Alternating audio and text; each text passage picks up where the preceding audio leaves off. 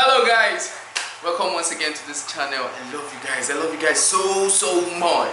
Guys, man, today I'm gonna give you a very big secret. Okay, I was at home and this very beautiful lady, she's beautiful, right? Very beautiful. She came around and she's like, Efizzy, I want shawarma, I want this, I want that. I was like, you want shawarma? I said, yeah. I said, okay, no problem. And I'm like, how much is shawarma? How much do you want? She said 1,000 naira. 1,000 naira. 1,000 naira. 1,000 naira. And I'm like, okay, no problem. I'm going to give you shawarma, but I'm going to do it myself.